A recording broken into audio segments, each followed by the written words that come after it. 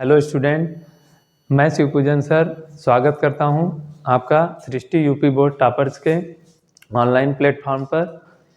आज हम क्लास 12 के मैथ का पहला चैप्टर जिसका नाम है संबंध स्टार्ट करेंगे और उसमें यूपी बोर्ड में आने वाले जो कुछ सेलेक्टेड क्वेश्चन हैं उसके बारे में देखेंगे जो कि हर साल 5 नंबर में पूछे जाते हैं।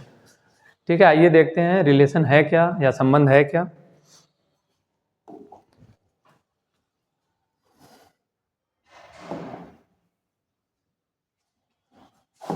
चलिए, तो संबंध के बारे में जानते हैं कि संबंध होता क्या है।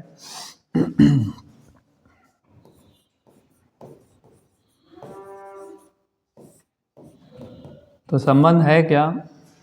संबंध जो है किसी समुच्चय का उसी समुच्चय के अवयवों के साथ संबंध होता है जो कि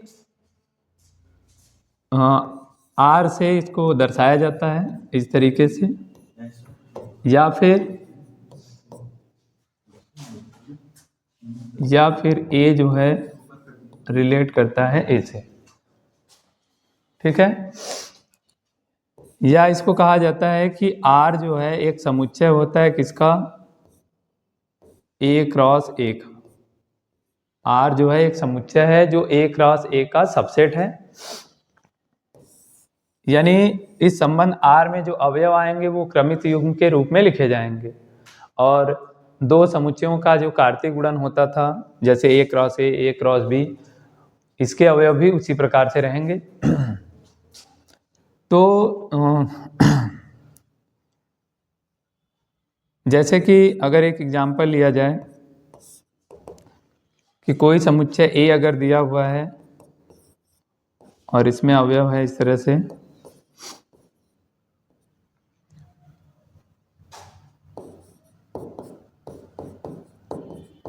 में एक संबंध आर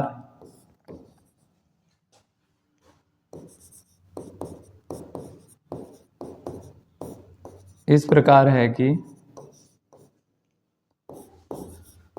आर के जो अवयव होंगे वो ए कामा बी के रूप में यानी क्रमित युग्म के रूप में लिखे जाएंगे, जिसमें ए और बी दोनों समुच्चय ए से बिलोंग करेगा और इस तरह से बिलोंग करेगा कि ए के जो अवयव हैं या ए बी को विभाजित करता है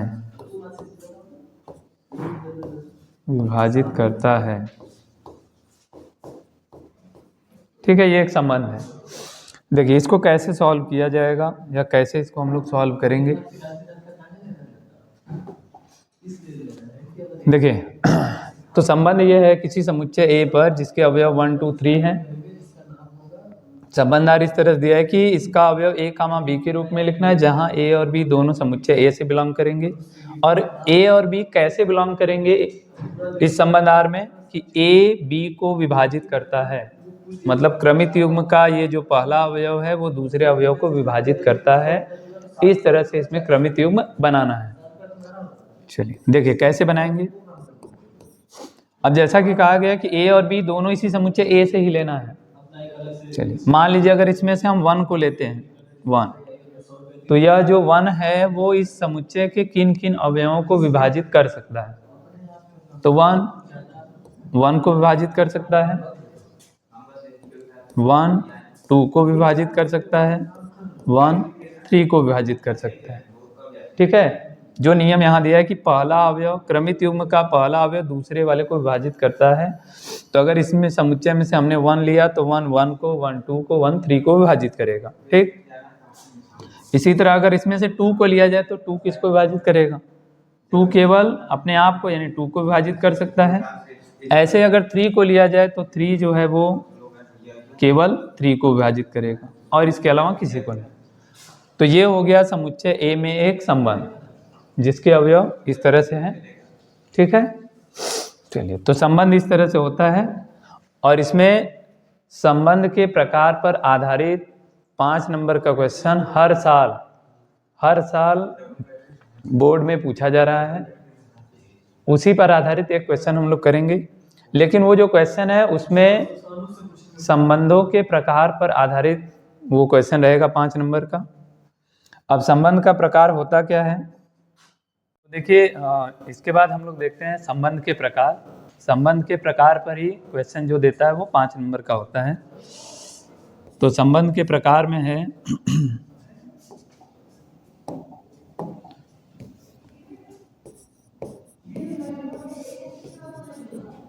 संबंध के प्रकार। संबंध के प्रकार में पहला होता है स्वतुल्य संबंध।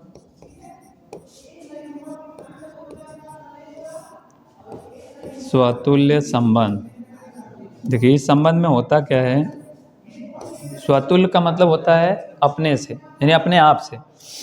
यदि कोई संबंध R समुच्चय A से A पर परिभाषित है,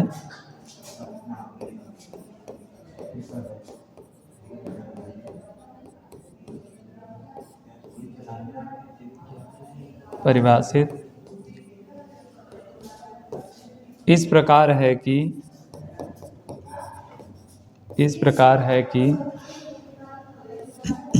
A, A belongs to R, प्रत्येक A belongs to A के लिए को स्वतुल्य संबंध कहते हैं।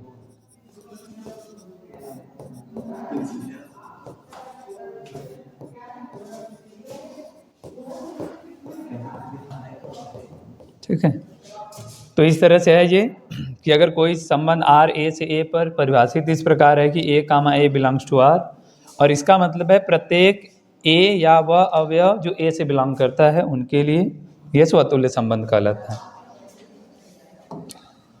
इसके बाद नेक्स्ट है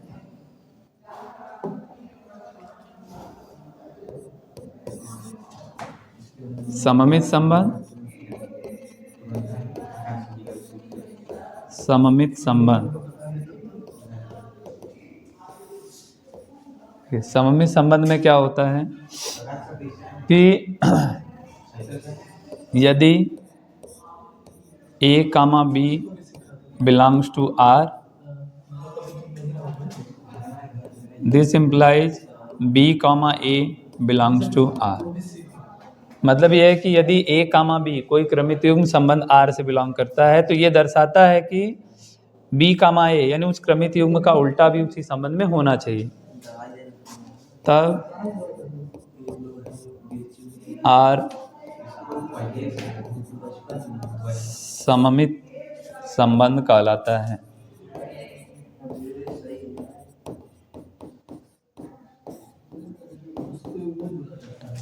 ठीक है, इसके बाद है थर्ड नंबर संक्रमक संबंध।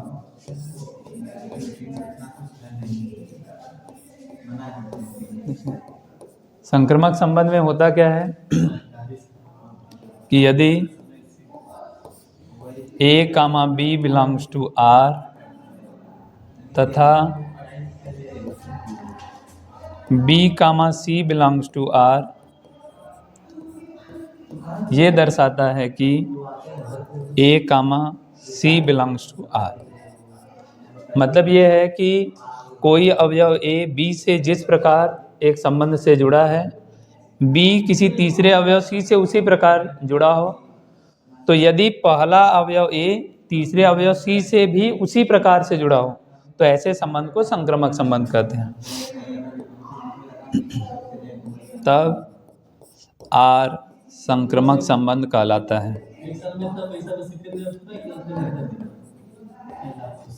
संबंध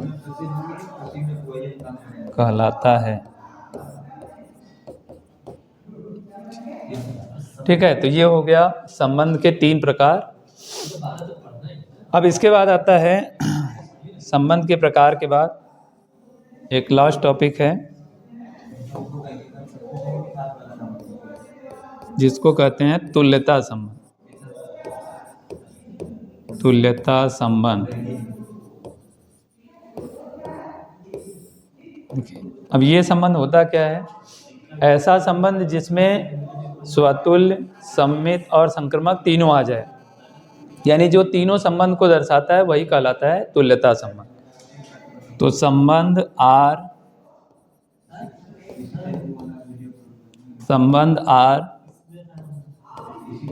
तुल्यता संबंध कहलाता है, यदि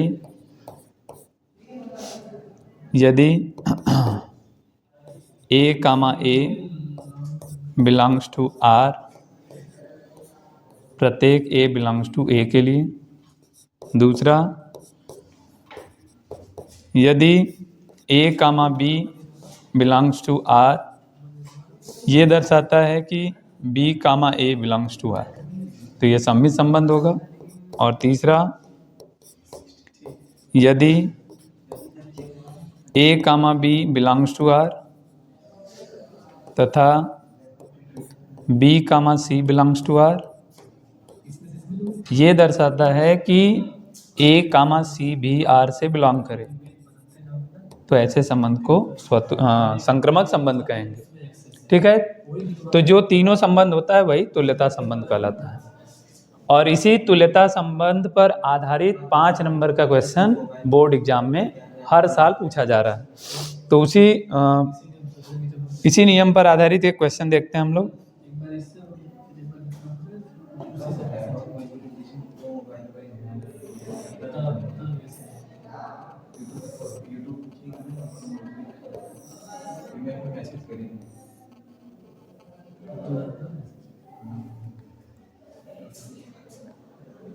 जैसे ये क्वेश्चन है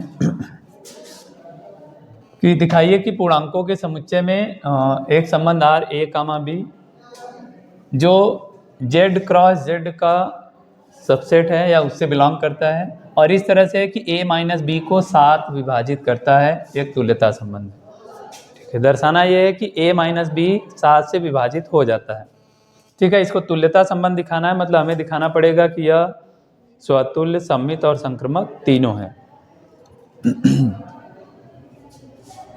चलिए, तो आइए सॉल्व करते हैं इसको।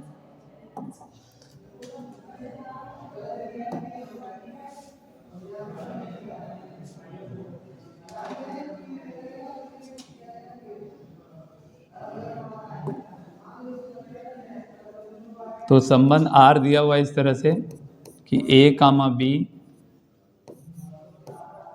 Belongs to Z cross Z, और ये इस तरह से दिया है कि A माइनस B जो है वो 7 से विभाजित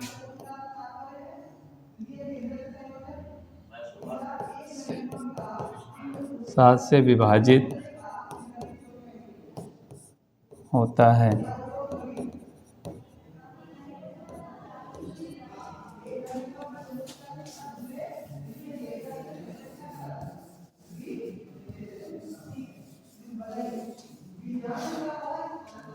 तो पहले इसको दर्शाते हैं। अगर तुल्यता संबंध दिखाना है तो इसको पहले हम लोग दर्शाएंगे स्वतुल्य। स्वतुल्य कैसे दर्शाएंगे? स्वतुल्य में होता है कि A, B जो अवयव लेना है वो Z से ही लेना है, यानी पहला अवयव A भी पूर्णांकों के समुच्चय Z से ही लेना है, दूसरा अवयव B भी पूर्णांकों के समुच्चय Z से ही लेना है। तो यानी हम लोग मानेंगे ऐसा कुछ क्या कि माना A बिलोंग्स टू Z, और अगर हम A में से A को माइनस करें तो क्या मिलेगा? 0। A में से A को माइनस किया गया तो 0 आया, और 0 क्या है? 7 से विभाजित है,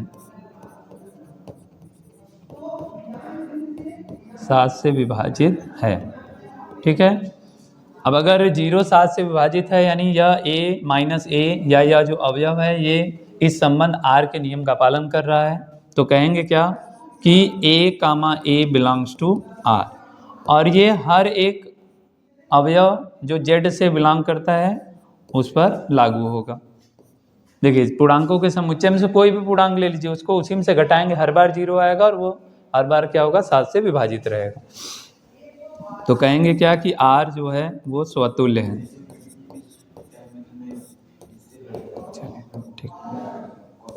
सेकंड नंबर सममित।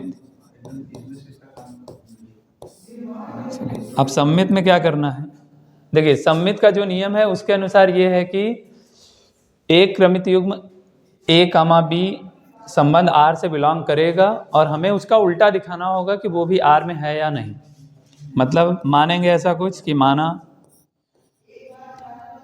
a, b दो अवयव हैं पूर्णांकों के समुच्चय Z से, और ये अवयव इस प्रकार हैं कि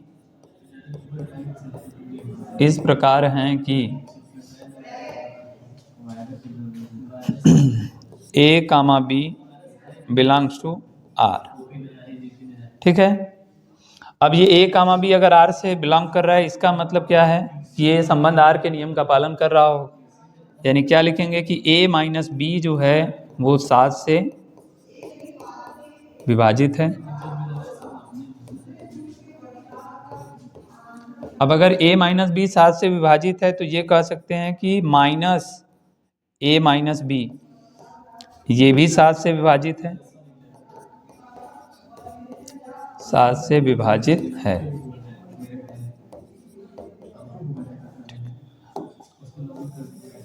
अब अगर a - b 7 से विभाजित है तो माइनस का अगर गुणा कर दें तो ये बन जाएगा b - a, और ये b - a भी क्या होगा? 7 से विभाजित है,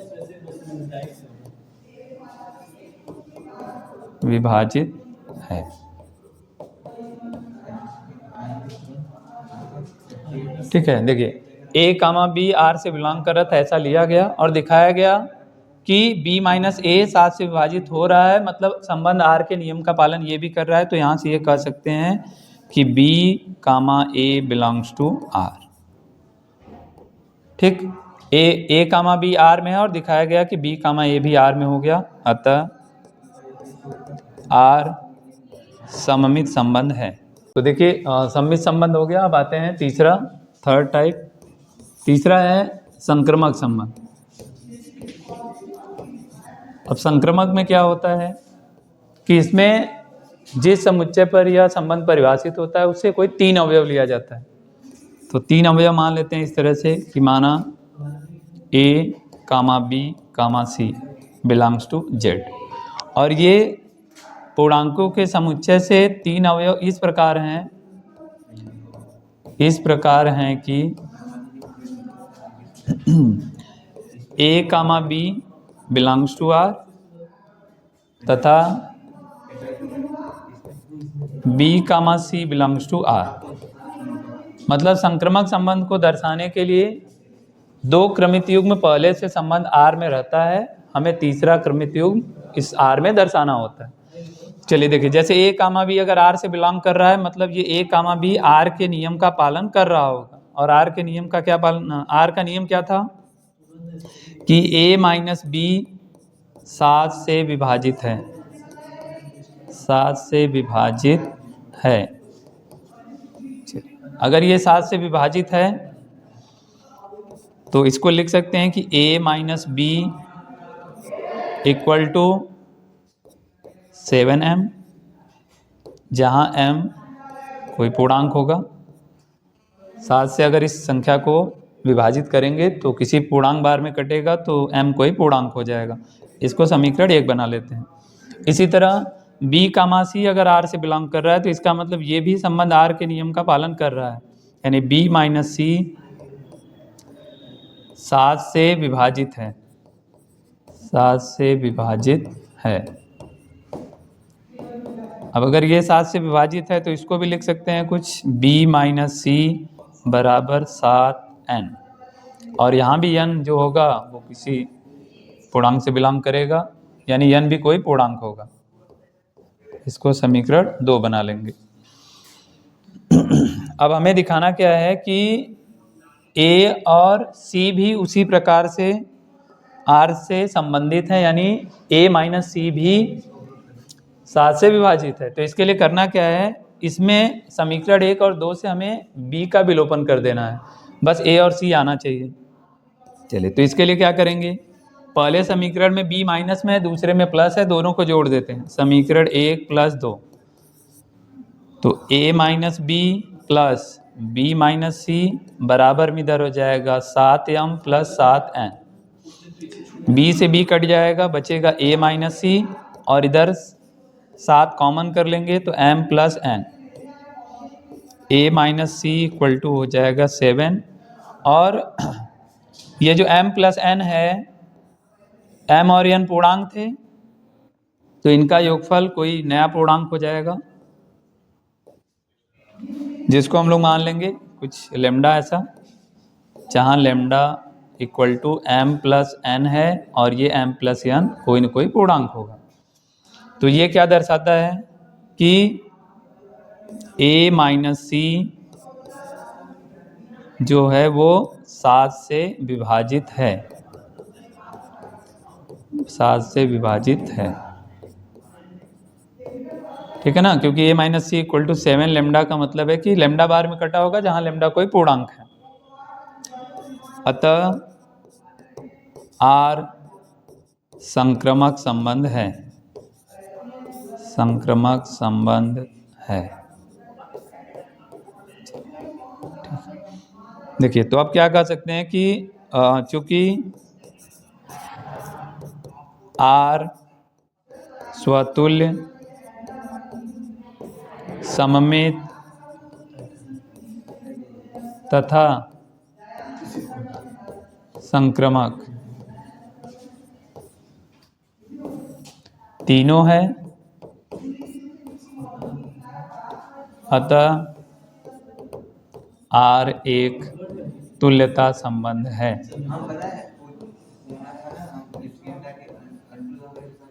संबंध है, ठीक। तो देखिए अगर तुल्यता संबंध सिद्ध करना है तो यही तीनों हमें दिखाना पड़ेगा कि ये जो संबंध है ये स्वतुल्य संक्रमक, स्वतुल्य सममित तथा संक्रमक तीनों है, तब ये तुल्यता संबंध हो जाएगा। और ये जो क्वेश्चन बताया गया इसी टाइप के क्वेश्चन बोर्ड एग्जाम में हर साल पूछे जा रहे हैं। बस करना क्या है, उसमें चेंजेस क्या रहता है कि यहाँ 7 से विभाज्य है तो कभी 5 से विभाज्य होगा, कभी 2 से विभाज्य होगा, यानी तरीका सब कुछ वही, बस ये अंक जो है वो बदल जाएगा, ठीक। इसी तरह का एक क्वेश्चन और है, देखिए ये भी क्वेश्चन है,